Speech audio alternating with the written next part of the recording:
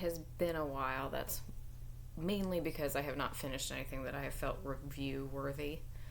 And even what I finished today, I'm only mentioning because it's kind of weird more than anything else. I am going to talk a little bit about some of the books that I have started reading and some book list slash challenges for the year that I will be doing. First off, let me get out of the way. I finished a couple books. One was Atlas of Cursed Places, and another one was a League of Regrettable Superheroes. And they were fine. There just were not much really to make a review about. The one I am going to mention that I finished here is A People's History of the Peculiar, which, I'm sorry, this is a weird book because it's basically like somebody who has no cohesive thing to write about. And it falls under the 001s, which is in the Dewey. It's kind of like a catch-all for a weird phenomenon and stuff like that. This is just like, this dude just writes stuff about weird things in history, and then he jumps to movies, but it's not really weird things about movies because apparently he works in some of them at some point, and then he talks about weird. It has no cohesive anything. Like, this might be interesting if you went into depth about one of the things that he writes a couple pages about, but this is just a weird, I've never run into a book like this that is just a weird layout of a book and a weird kind of having any sort of main topic. And I guess that's why when I looked on Goodreads, the review for this was pretty low, considering the fact that a lot of these he had sources for. So it wasn't that he was having false information. It was just, this is a weird book. It's just, it doesn't have any structure to it. It just jumps from one thing to the other. And you think it's going to start out being about science and history and weird stuff like that, which I've read plenty of like compendiums that are that way. But then he jumps to like movies and books, and not a single one does he stay on in like the same type of tone and how he was writing. It's very odd. It's just a very odd, and I don't understand why it was written. It's just like somebody had a folder full of notes of stuff that they didn't have one full book for, so they just threw it all together. And it wasn't even done in the way that you see some compendiums that I have a lot of that are just like snippet stories and they're made that way. This isn't made that way. This is just, it's a weird book on the whole. Now, moving on, I've decided first off that I like all things bad, and I am going to this year be trying to read some bad books. And that will mainly be, I have a list of books by well-known authors that are particularly bad. And that includes authors that might not be particularly good on the whole, like, say, Stephanie Meyer's. But there's still, even bad authors can write even badder books. So I will be looking into that. I've started out with, and again, this is a little questionable, started out with The Lair of the White Worm, which is by Bram Stoker and is kind of well known for being his worst book.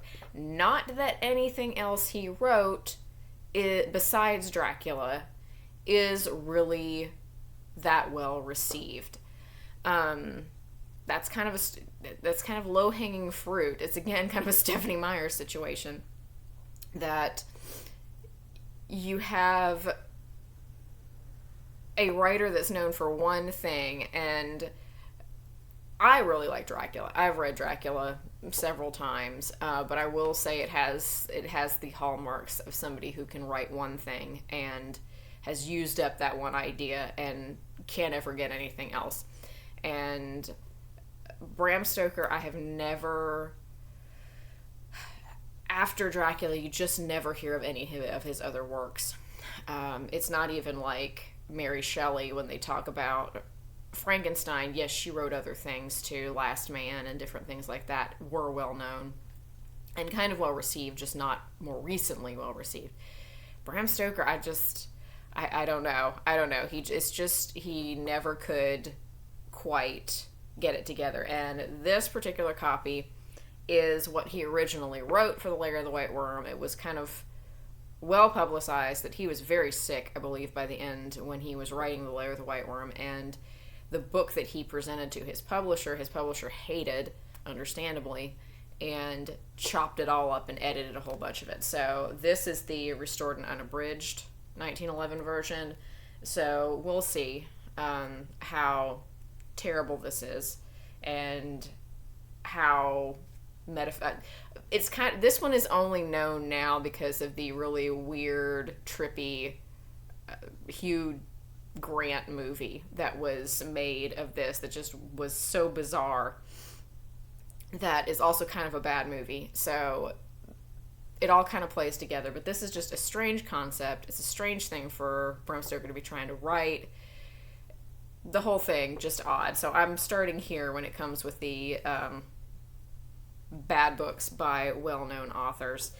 To help on the way, I have also bought The Bad Book Club by Robin Ince. The only issue I have with this is a lot of these books are British, and I have trouble getting a hold of them, some of these, because they're not in print, and they're hard to get, even trying to buy them online and different things. So what he did with a lot of his things, he would go into old secondhand bookstores and find what looked like terrible books, and he just then has a book basically about all the terrible books he's found. But this did inspire me to the fact that I really like autobiographies in the fact that I don't like reading them. I like looking at them as like train wrecks, because celebrity biographies, or autobiographies, not really biographies tend to be fine. Autobiographies, people have very strange opinions of themselves. And so with an autobiography of a celebrity, you either end up with it being a complete and utter just look into a wrecked psyche, that you are looking at just this absolute train wreck of what's going on, a delusion many times. Or it will be boring, and because they're just like not talking about anything interesting, or not an interesting person. Or you occasionally have one that is genuinely interesting and decent and well written and presents the person in an interesting light. That being said, I tend to end up with more on the not really coherent end that you will find, the famous ones, or the ones that you're just like looking at the person and hoping they have psychological help at some point, because man, what they're revealing in this book is just all over the place. You also find with autobiographies, I've found a lot of times that they end up having to like insert weird things because they know the crowd that will buy the autobiography is not necessarily interested about what the celebrity might be interested in. They're more interested about the gossip and scandal and whatever is interesting about that particular show or movie that actor or celebrity is from. And the gossip part, they're more interested in that. And that's what everybody kind of, a lot of autobiographies, that's kind of what you pick up. I just finished one that was really good that was, I think it was called Me and Murder, She Wrote. And it was one of the screenwriters from Murder, She Wrote. And that one was interesting. And he did give a really, really genuinely nice look into how you write a TV show, because he's a screenwriter. He can write. He knows what he was doing with his autobiography. It was a genuinely nice look how lovely Angela Lansbury was, and how much he loved Peter Falk, even though Peter Falk was a perfectionist and people didn't like him who worked at the studio because of that, and just all sorts of stuff. And he's very honest about people he doesn't like either, Robert Blake. And so that type of book, that's just a genuinely interesting book. That's a genuinely well-written, interesting book. The one I'm kind of in the middle of right now, God love him, Sam Hogan, who is known for Outlander, that the TV show, and he is Scottish, and it is very clear that he keeps having to wedge in this book stuff about Outlander and his view of, I don't mind meeting people that much, and I appreciate my fans, and da da da da da. When you can tell this man really just wants to hike, like he really wants to be. I don't know how many times already he has mentioned in here about the fact that he likes to be invisible. So I cannot imagine having random giddy women walking up to you on the street and accosting you about being Jamie Fraser. I can't imagine that. I can't imagine that life. And he keeps kind of talking about how, it's good and da da da da da.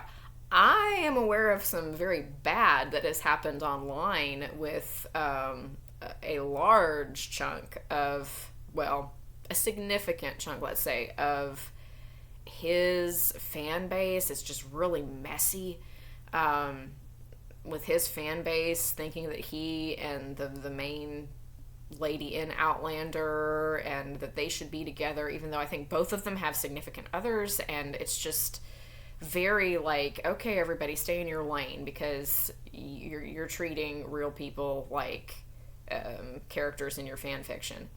And I don't know. This is, and I feel like I'm pretty sure he had to address that at some point on the online fan base. He had to release a statement or something about how they were being.